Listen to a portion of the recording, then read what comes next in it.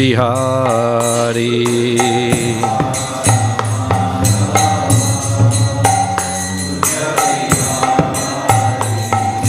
Gopi Jana Vallabha Girivaradari.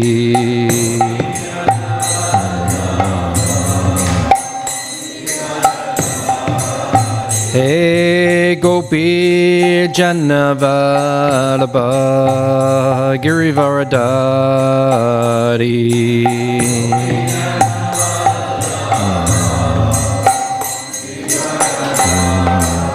Yashoda Nandana Brajjana Ranjana.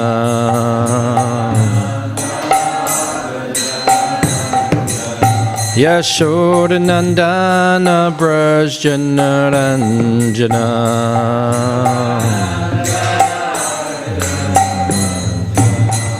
Jamuna Tira Vanachari.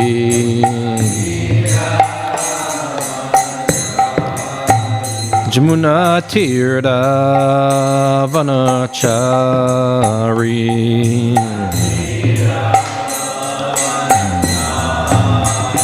Jayo Radha Madhava Kunja Bihari.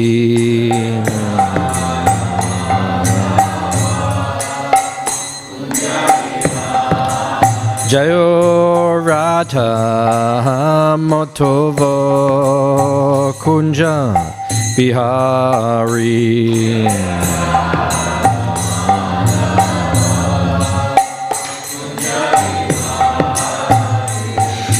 Gopi Jana Vallabha Girivaradari.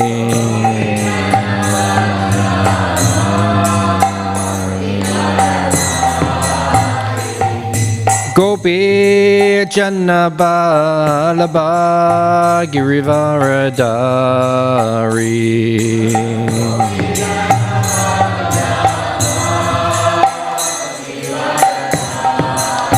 Yashoda Nandana Brajjana Ranjana.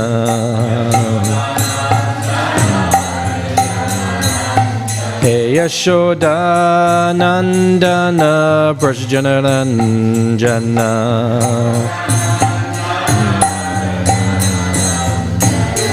Jamuna Tirtha Vanachari.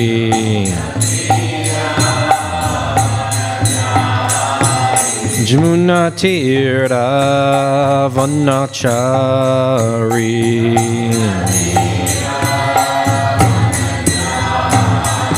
Jaya Radha Madhava Kunja Bihari.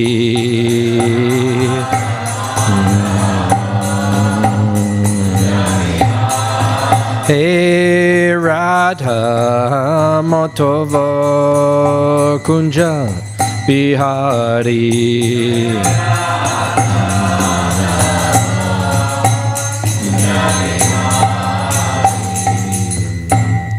Jayam Vishnupad Paramahamsa Paragrajagacharya Ashtatala Satashi Shrimad His Divine Grace A.C. Bhakti Vedanta Swami Srila Prabhupada Ki Anantakoti Vaishnava Brinda Ki Grantaraj Srimad Bhagavatam Ki Nitai Go Premanandi. O glorious Isama devotees, O glorious Isama devotees, O glorious Isama devotees, O glorious to Sri Guru and Sri Gauranga.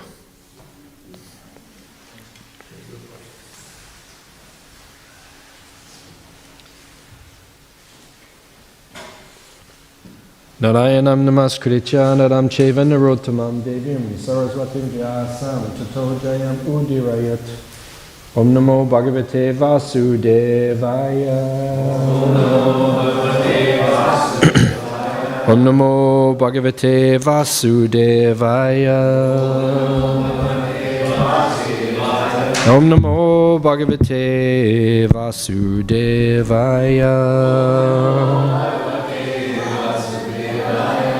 Reading from Srimad Bhagavatam, canto 7, chapter entitled what Prahlad learned in the womb. Text number 1331. Guru Shushaya Bhaktya Savalabdha Panena Cha Sangena Sadhu Bhaktanam Ishvara Radhanena Cha Guru Shushushaya Bhaktya Savalabdha Panena Cha Sangena Sadhu Bhaktanam Ishvara Radhanena Cha Guru Shushushaya Bhaktya Savalabdha Panena Cha Sangena Sadhu Bhaktanam Ishvara Radhanena Cha. So just read the first verse when you do it.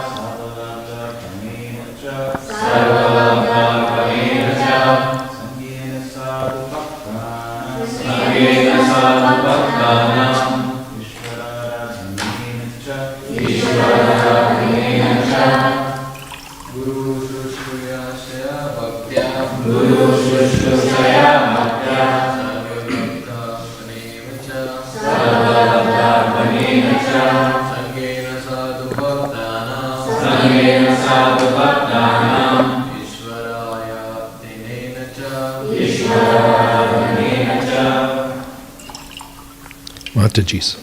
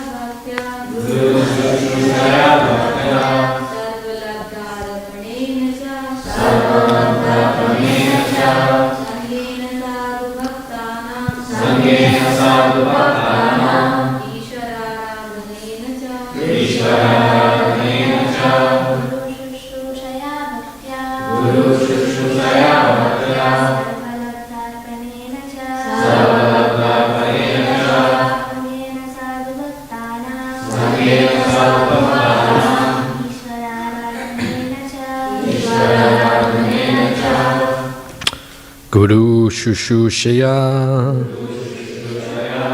by rendering service to the bona fide spiritual master. Bhaktya, with faith and devotion. Sava, O, Labdha, of material gains. Apanena, by offering to the Guru or to Krishna through the spiritual master. Cha, and Sangena, by the association. Sadhu Bhaktanam, of devotees and saintly persons. Ishvara, of the Supreme Personality of Godhead. Aradhanena, by the worship. Cha, and Shraddhaya, with great faith.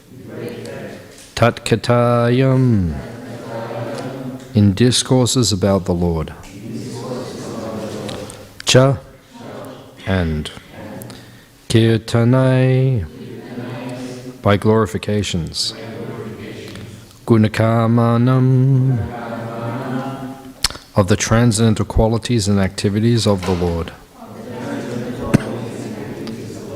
Tat, his, pada amburuha,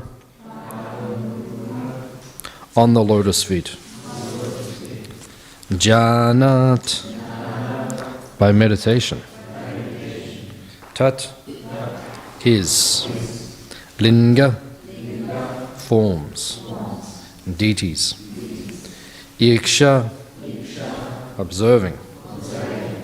Ahana adibi, and by worshipping. Translation and purport by His Divine Grace A.C. Bhaktivedanta Swami Srila Prabhupada. One must accept the bona fide spiritual master and render service unto him with great devotion and faith. Whatever one has in one's possession should be offered to the spiritual master, and in the association of saintly persons and devotees, one should worship the Lord, hear the glories of the Lord with faith, glorify the transcendental qualities and activities of the Lord, always meditate on the Lord's lotus feet, and worship the deity of the Lord strictly, according to the injunctions of the Shastra and Guru. Translation responsively. One must accept the bona fide spiritual master and render service unto him with great faith and devotion. Whatever one has in one's possession should be offered to the spiritual master, and in the association of saintly persons and devotees, one should worship the Lord, hear the glories of the Lord with faith, glorify the Lord. Glorify the transcendental qualities and activities of the Lord. Always meditate on the Lord's lotus feet and worship the deity of the Lord strictly according to the injunctions of the Shastra and Guru.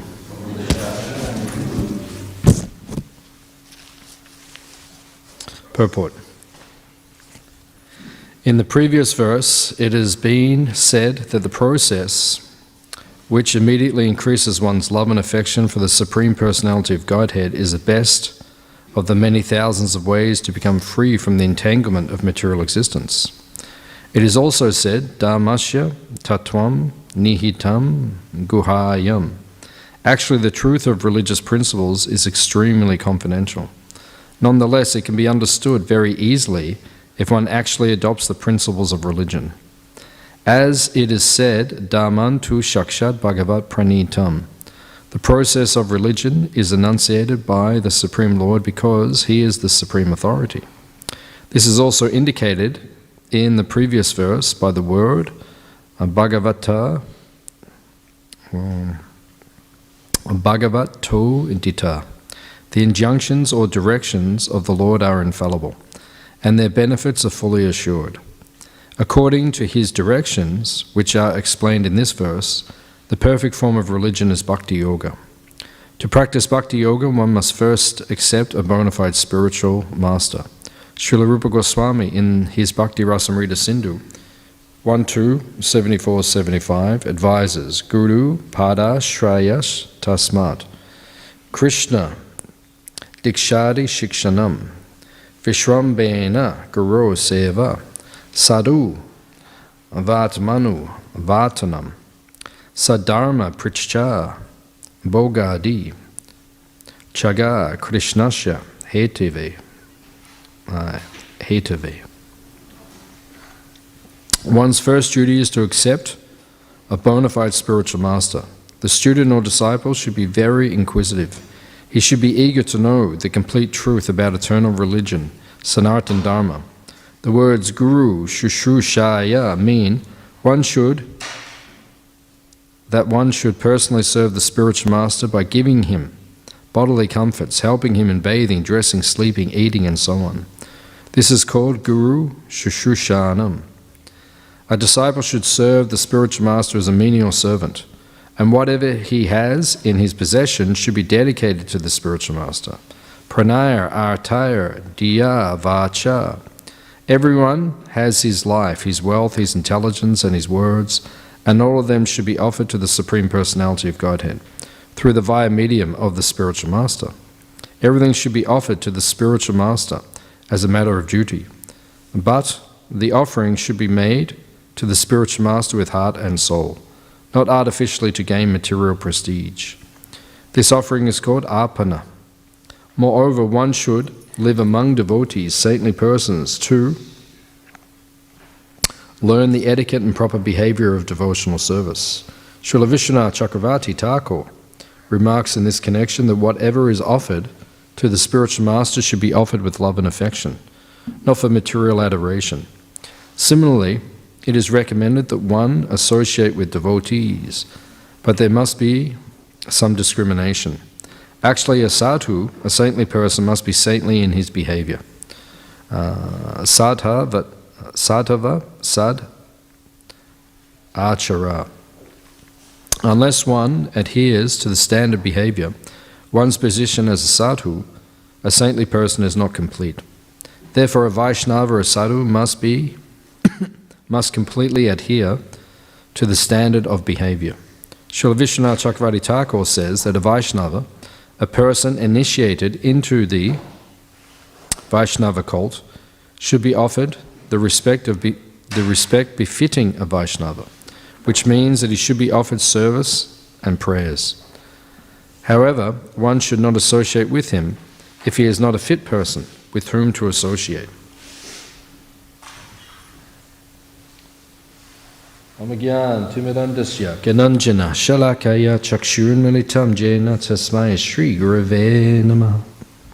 Shri Chaitanya Manobishtam Stapitam Yena Bhutale Swayam Rupa Kadamayam Dadati Swapadantikam Vansha Kalpata Rubyascha Kripa Sindhubi Evacha Petitanam Pavanebhyo Vaishnavebhyo Namo Namaha. Jai Shri Krishna Chaitanya Prabhu Nityananda Shri Advaita Gadadha Srivasadi Gaura Bhakta Vrinda. Hare Krishna Krishna Krishna Hare Hare Hare Rama Rama Rama Hare Hare.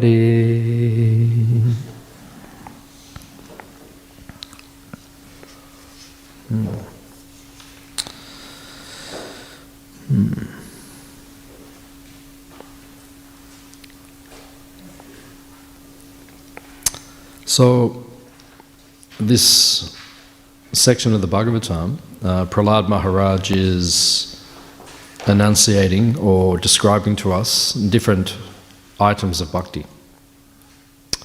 Srila Prabhupada said that the Bhakti Rasamrita Sindhu, which means the nectar of devotion, that is the law book for ISKCON. Prabhupada said the 4 books are the pillars of ISKCON. The Bhagavad Gita as it is, Srimad Bhagavatam, teachings of Lord Chaitanya, which Prabhupada later, he completed the Chaitanya Charitamrita, and the Nectar of Devotion, which is a summary study of the Bhakti Rasamrita Sindhu.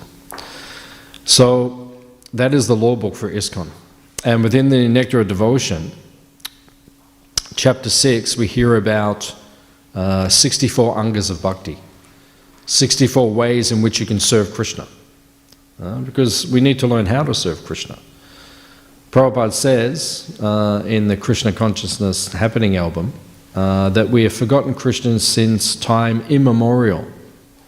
It's been so long now, we can't even remember. Hands up if you remember seeing Krishna. Hands up if you remember what he looks like. Hands up if you remember being with him. But according to our philosophy, we were once with him. Nitya Siddha Krishna Prema. Chaitanya Charitamrita says that originally we were with Krishna, but we haven't been with him for so long that we've forgotten. What do we call that state of consciousness when you can't remember something? What do we call it? What's that? Dormant? Dormant. Yeah, you can say dormant. Yeah, like that. Or in medical terms, we say amnesia. Sometimes you get amnesia, like you get a knock on your head or something. and you wake up, you can't remember. No? You don't remember who you are. You don't remember who the people around. Some people, you can't even recognize people, your own family, or your friends. Like, you forget everything. So basically that's what we've got. Amnesia. We can't remember Krishna. We used to be with Krishna. We used to live with Krishna. It's been so long now, we can't even remember being with Krishna. So sadhana bhakti, Vaidhi sadhana bhakti, means we follow the rules, the regulations, the sadhana, the practices of bhakti to reawaken our devotional aptitude, our devotional mentality. One time, Prabhupada arrived, I think it was in England, and the reporter said, "Why have you come to our country? Why did you arrive? Why did you come to our country?" And Prabhupada said, "I have come to teach you that which you have forgotten." That which you have forgotten. We forgot Krishna. So Prabhupada came as Krishna's representative to teach us what we have forgotten. We forgot Krishna. Now it's time to remember Krishna again. So Prabhupada came to teach us that. Another time, in Paris, Prabhupada installed Radha Parasishwara. You can see the video. The nice thing about, we're very fortunate that Prabhupada's probably the most, or one of the most documented people on the planet. Right? There's hundreds, maybe thousands of hours of video of Prabhupada. Thousands of hours of his lectures, his recordings. You can hear his voice. You can virtually live with Prabhupada. When I had a car accident, 2009, in New Zealand, and then afterwards, I had to. My leg was broken, and I had a concussion, and so I had to rest for about 6 weeks. So Burujan Prabhu, he said to me, he said, just absorb yourself in hearing and chanting. So I spent quite a few hours each day just watching Prabhupada videos. And it's very nicely documented, Prabhupada's life. And then devotees are speaking over the videos. The devotees are saying, "Oh, Prabhupada was doing this, Prabhupada was doing that." And very nice videos. I have them at the farm. So I was just watching hours, each day. Just watching Prabhupada and trying to absorb Prabhupada into my consciousness. So when he installed Radha Parashishwara, Prabhupada installed them, and then he walked across the room, the temple room, and he sat on the Vyasasana, and then Prabhupada said, "There is another world. It is called Krishna Loka. It is called Goloka Vrindavan. There is another world." It was very powerful, very impactful. Prabhupada came to teach us what we've forgotten. We forgot about this other world. Just like you might read about another place on the earth, like say New York City, which is very famous, maybe the most famous city in the world, New York City. So I've never been there, but I've seen pictures of it. I know there's an Empire State Building, and I know there's other stuff. There's Tompkins Square Park, and there's 26 Second Avenue, and there's different. I know things about it. I've never been there, but I know something about it. So. By hearing, right, and by these days we can even watch. We can watch videos and things like that. Then we can re-assimilate Krishna back into our consciousness. We've forgotten Krishna, but then we can bring him back into our consciousness. We can reawaken. As Chaitanya Charitamrita says, Nitya Siddha, Krishna Prema. This Krishna Prema, this love for Krishna in our heart, it's there already. Nitya Siddha, it's already in there. But it just needs to be brought out again. Shravanadi Jal, by the process of hearing and chanting about Krishna. Otherwise you forget. We're in amnesia, we've forgotten Krishna. But by hearing about him, chanting about him, then you can become attached to him again, without even physically meeting him. And we hear about this in the Krishna book. It's a very important part of our philosophy. The pastime with Rukmini. Rukmini never actually met Krishna. Of course she's his eternal consort, but in the pastimes here on earth, she hadn't met him. But she was hearing about him. Narad Muni and other sages and personalities, they would speak about him. And she fell in love with him. Krishna prema, her love for Krishna manifest fully within her heart. She couldn't think of anyone else but Krishna. And Prabhupada explains, this is the process, right? By hearing and chanting about Krishna, then we become attached to him. That natural love, it manifests again within our heart.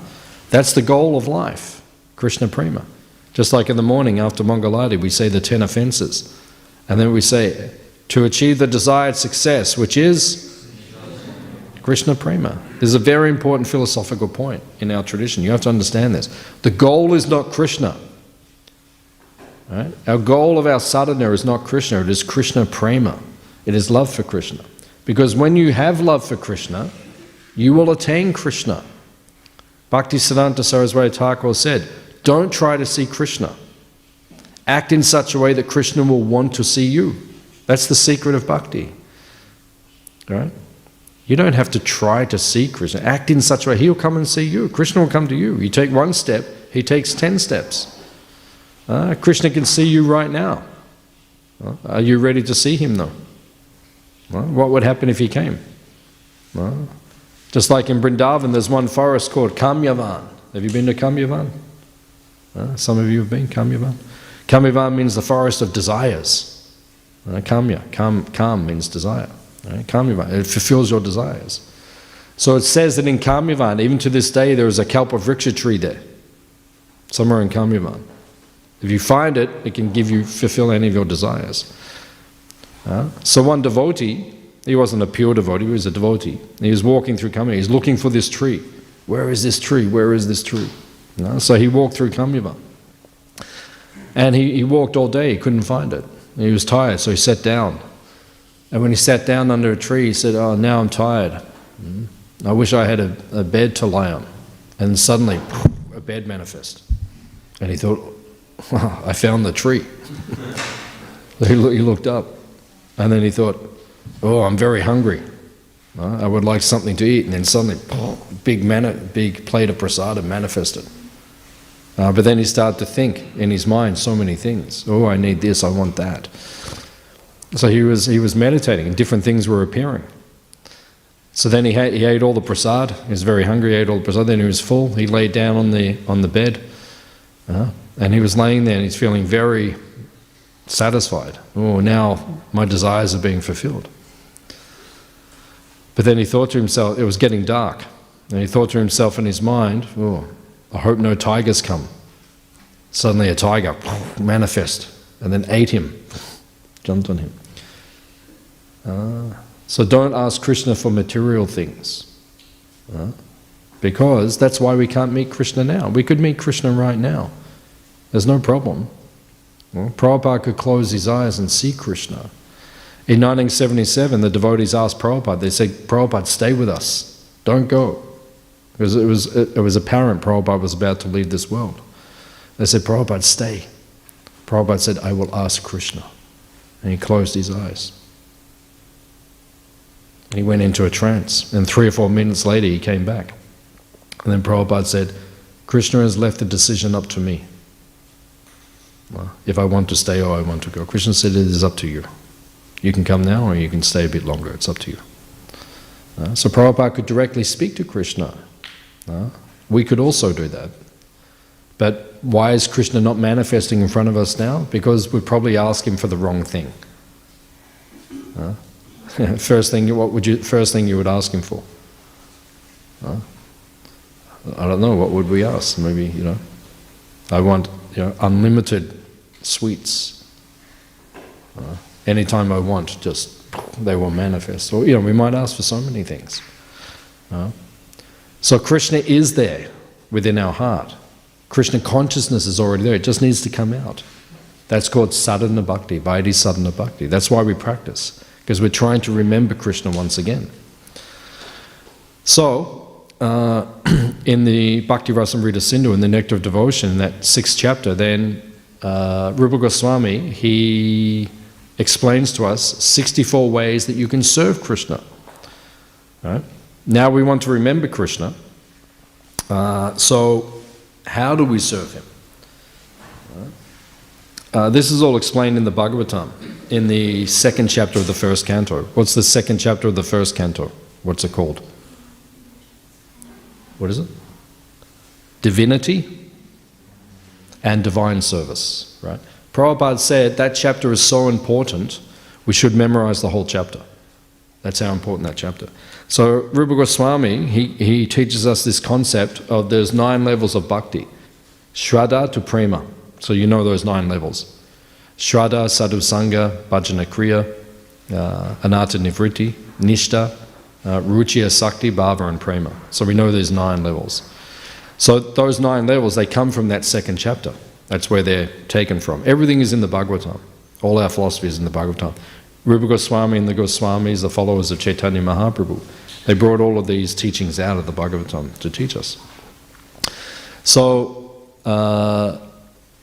first of all, there is sadhu sangha. First of all, there is shraddha. Shraddha means faith, right? Spiritual life, it's only one thing, it's faith. That's all it is, right? Going to those 9 levels just means you have more faith. Oh, you have more faith now? Now you're nishta. You have more faith? Now you're ruchi. You have more faith? Now you're asakti. You have more faith? Now you're bhava. You have more faith in Krishna. Now you're prema. Right? Prema means complete faith in Krishna. Nothing else but Krishna. That's all it is, shraddha. So that's why we have to develop our faith, our shraddha. Go higher, go higher. Right? So it begins with shraddha, spiritual life. And then what does shraddha lead to? Sadhu sangha.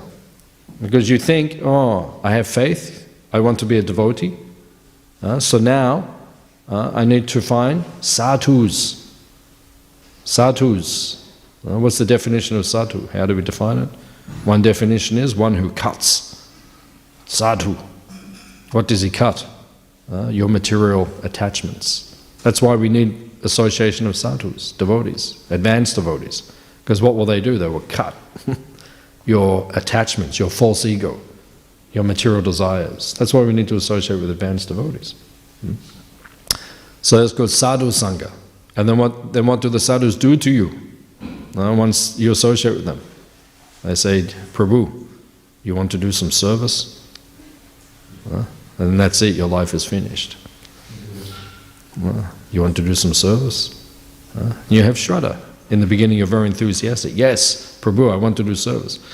And that's it, your life is finished. Because the service never finishes. Just the beginning.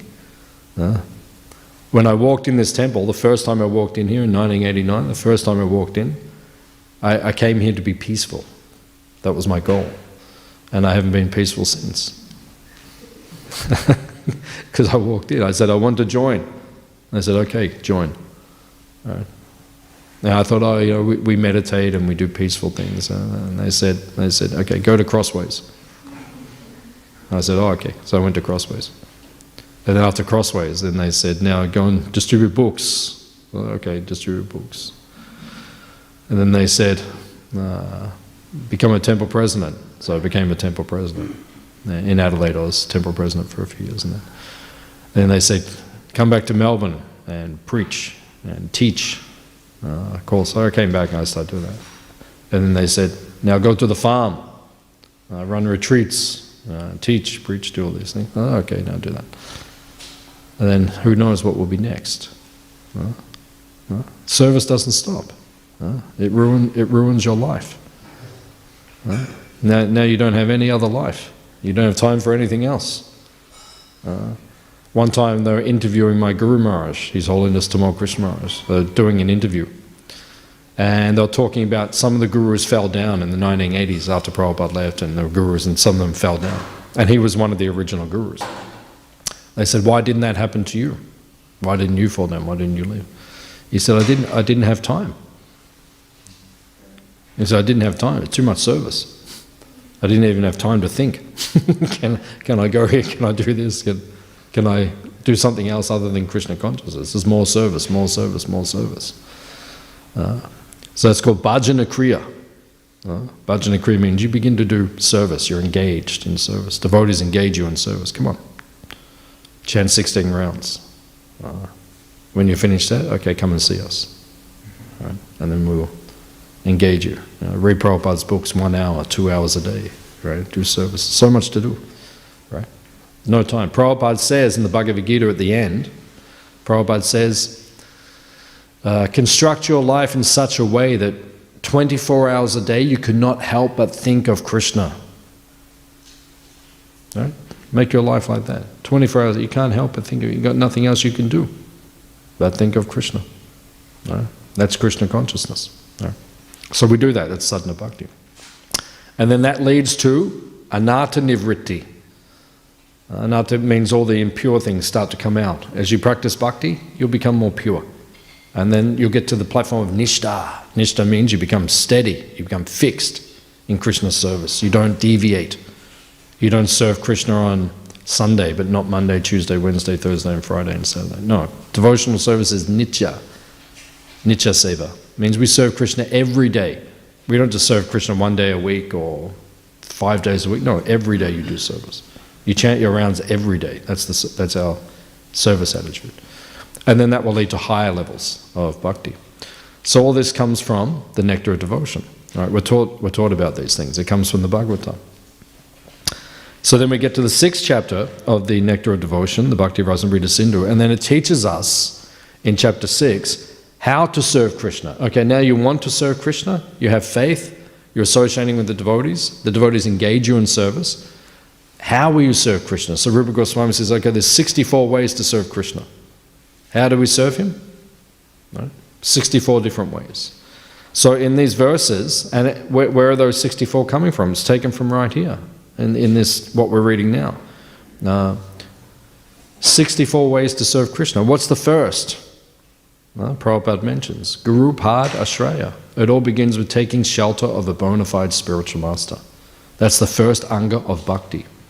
Why do we need gurus? Why do you need to take shelter? Because who's going to teach you how to serve Krishna? Who's going to teach you? You need spiritual masters, you need gurus. Otherwise, you won't know how to serve Krishna. We want to serve Krishna, but you won't know how to do it. Right? I always give the example. Even a couple of weeks ago, I came in here at 9 o'clock. We had class in the theatre, and then I came to see the deities afterwards. And people come and they leave things on the altar, milk and rice and different things. So I came to see the deities at 9 o'clock, and I looked, and it was like a little box. And I said, what's that? And I had a look. It was chocolate. Chocolates. It's nice. People have nice. I'm going to the temple. I want to give a gift. I'll give some chocolate. However, that's not what Krishna eats. He doesn't eat that. So I picked it up. I took it out. Because that's not. So the person, they want to serve Krishna, but they don't know how to serve Krishna. That's why you need gurus. Otherwise, you don't know how to do. So I don't know which person it was, but if I had have seen them, I would have said to them, Prabhu, thank you for coming to the temple, but this is not the right gift. So many years ago, I came in. It wasn't me, actually. It was another devotee. Came in, and they saw there was a box. So they picked up the box, took it into the paraphernalia room. Right? Open up the box, a box of cigars. Right?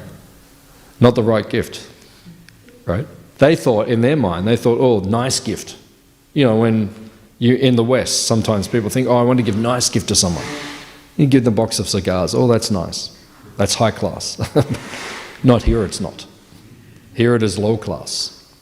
In our Vaishnav culture, that's not a good gift, especially for the deities.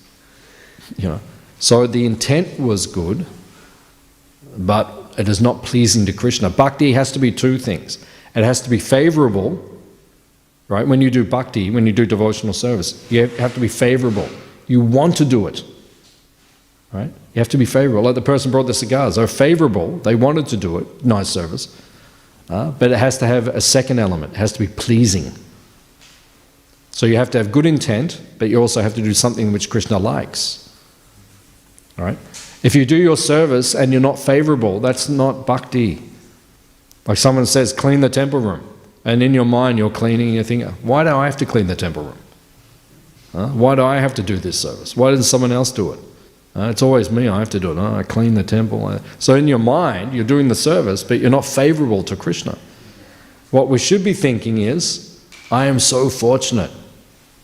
Prabhupada said the pujaris of Krishna and Balaram in Vrindavan, which means any pujari, like Prabhu's worshipping the deity right now. Prabhupada said the pujaris are the most fortunate people in the universe. Why? because they're directly serving Krishna. That's like being in the spiritual world. Like Prabhu is offering flowers to Krishna right now. What will you do when you get to the spiritual world? You'll make garlands. You'll do service. You'll offer flowers to Krishna. That's the same. You know, there's a forest in Vrindavan near Govardhan Hill called Pushpavan, the forest of flowers. In the morning, the gopis go there. They pick all the flowers to make beautiful garlands for Krishna. Right? The garlands have to have at least in the spiritual world, but you know, here as well if we can. The garlands have to have at least 7 different types of aromatic flowers. 7 different types. And which flowers are the favorite of Krishna? The white flowers. He likes the white flowers, like the jasmines and all they have all the fragrance. And then which is Gandharaj, which is like the top. It is called the gardenia. You know gardenia? You know the flower? Gardenia? Yeah, that one. That's Gandha. Because the flowers, all the flowers here on earth, where does their scent come from? Where does their scent come from? Krishna. How does it come from Krishna? Krishna says in Bhagavad Gita that I am fragrance. No, but how does it get there? Mystical powers. True, but how? Right? He walks on the earth. He came here, remember he came here 5,000 years ago? He walked on the earth, and his body is aromatic. Krishna's body smells sweet. Our body smells, right? Different smells. Sometimes good, sometimes not good. Our body sometimes smells good, sometimes it doesn't. Naturally, we have to put things on it. Like yesterday I was walking and I walked past one man, he had a aftershave on. Like very powerful. Like walk past and I'm like, oh my God, you know. And why does he do that? Because he probably smells. So he puts on aftershave to cover the smell. That's why people do it. That's why they put perfumes on it.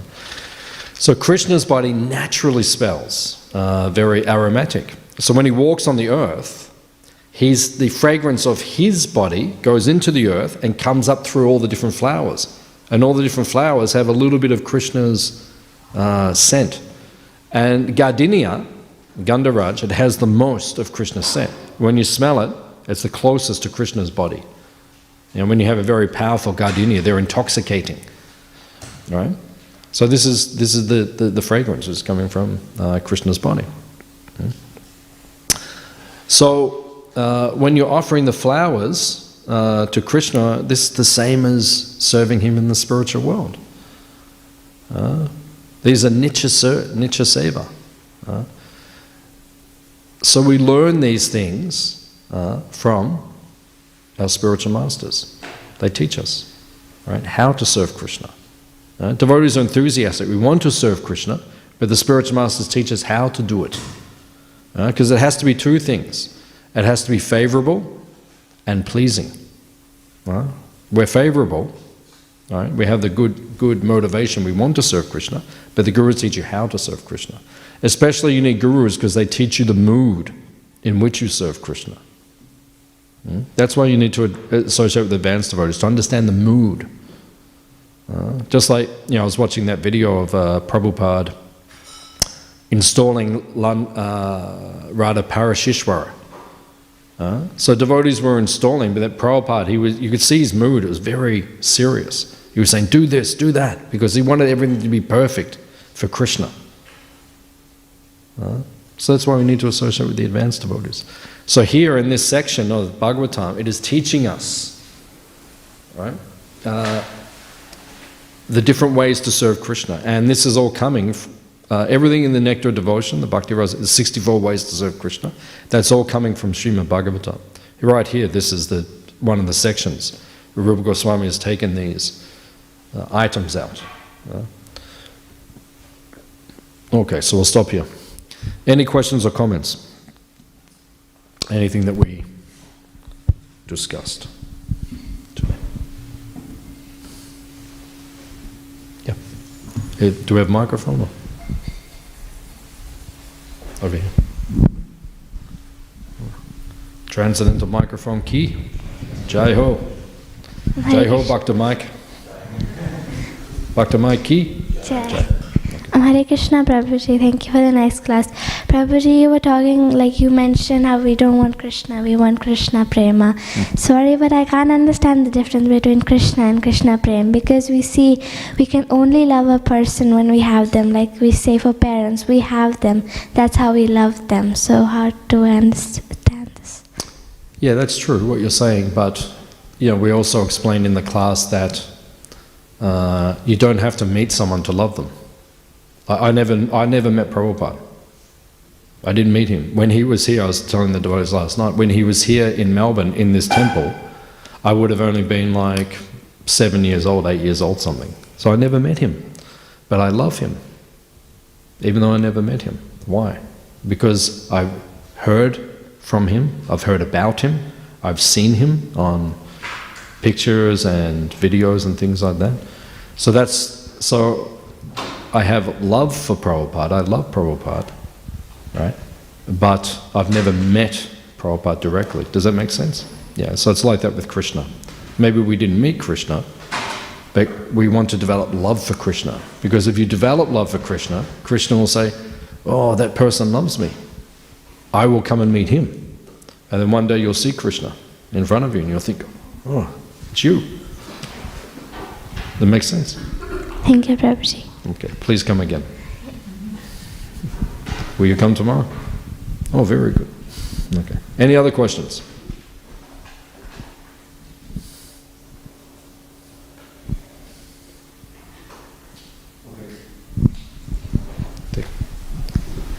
Dr. Mike Keith. Hare Krishna Prabhu, thank you for the class. Okay, so you mentioned that Krishna's body gives the fragrance to the flowers. So what about all the ghastly smells? What's the question? Where are all the ghastly smells coming from? The mode of ignorance. Okay. The mode of ignorance. Because mode of goodness, what do those smells, what are they like? I think they're good. Yeah, of course. They're good. So you smell something good, that's mode of goodness. That gives you an idea, because the mode of goodness is very similar to pure goodness, Shuddha Sattva. So it gives you an idea what the spiritual world is like. When we smell the beautiful flowers here in this world, Yeah. right? Now that gives us an idea of what the spiritual world is like. It says in the 10th canto in one of the commentaries, it says that the fragrance of Tulsi Devi, because she is the Pushpasara, she's the essence of all the flowers, she's the highest of all the flowers. So her scent in the spiritual world, because she's everywhere in the spiritual world, Tulsi's everywhere, it's intoxicating. It's like the highest. And it says you can't, when she manifests in this world of humans, the full scent isn't fully manifest. Unless you're a pure devotee, then you'll smell the actual scents. And they're intoxicating, they're beyond description. It actually says in Vrindavan, in the forest of Vrindavan, in the spiritual world, Vishnu Chakravarti Thakur says, 2 things are the most prominent features of Vrindavan. What are the 2 things which are the most prominent features of Vrindavan?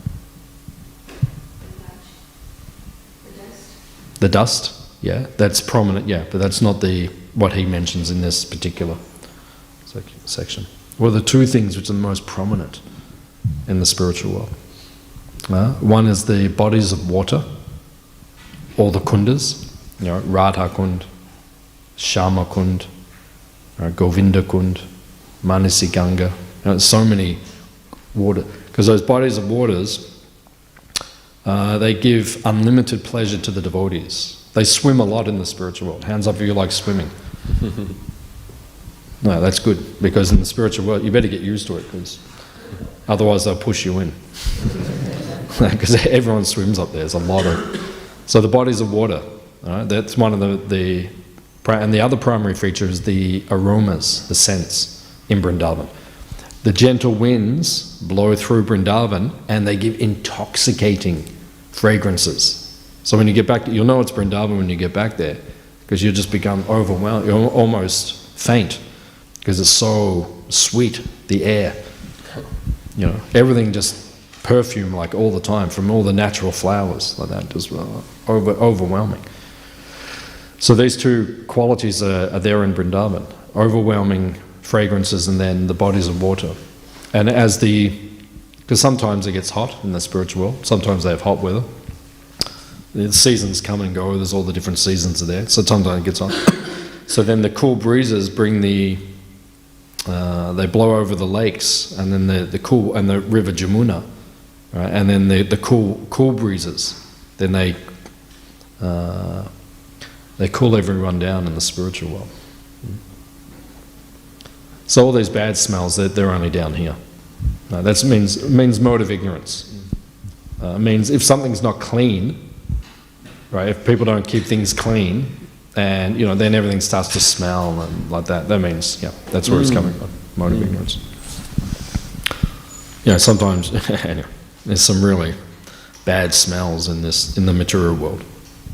Some really bad smells. Just smelling them makes you sick. You just say, oh my God, it's like... Is that okay? Yes. Okay. Any other questions?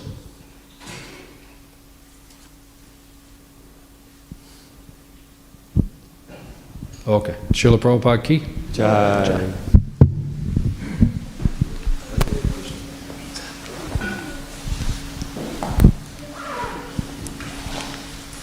Gauranga.